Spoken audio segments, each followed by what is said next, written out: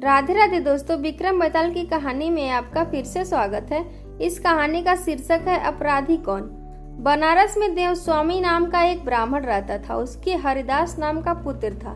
हरिदास की बड़ी सुंदर पत्नी थी जिसका नाम था लावणवंती। एक दिन वह महल के ऊपर छत पर सो रहे थे कि आधी रात के समय एक गंधर्व कुमार आकाश में घूमता हुआ उधर से निकला।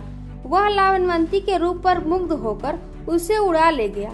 जागने पर हरिदास ने देखा कि उसकी स्त्री नहीं है तो उसे बड़ा दुख हुआ और वह मरने के लिए तैयार हो गया। लोगों के समझाने पर वह मान तो गया, लेकिन यह सोचकर कि तीर्थ करने से शायद पाप दूर हो जाए और स्त्री मिल जाए, वह घर से निकल पड़ा।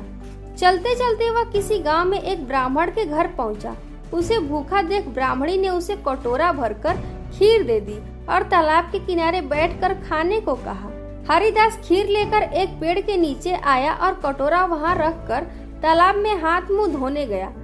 इसी बीच एक बाज किसी सांप को लेकर उसी पेड़ पर आ बैठा और जब वह उसे खाने लगा तो सांप के मुंह से जहर टपककर कटोरे में गिर गया।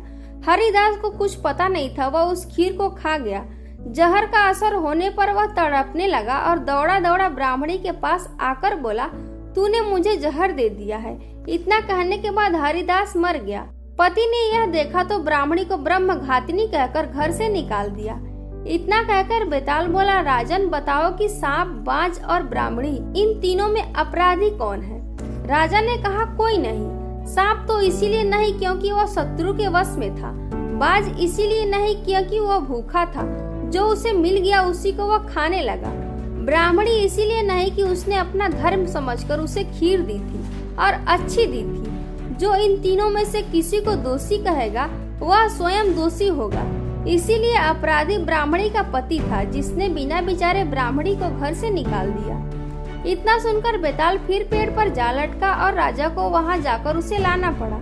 बेताल ने चलते चलते फिर से एक नई कहानी सुनाई। नई कहानी सुनने के लिए हमारे चैनल को सब्सक्राइब करें और वीडियो को लाइक करें। मिलते हैं फिर से दूसरी कहानी लेकर अन्य वीडियो में। तब तक के लिए जय सीताराम।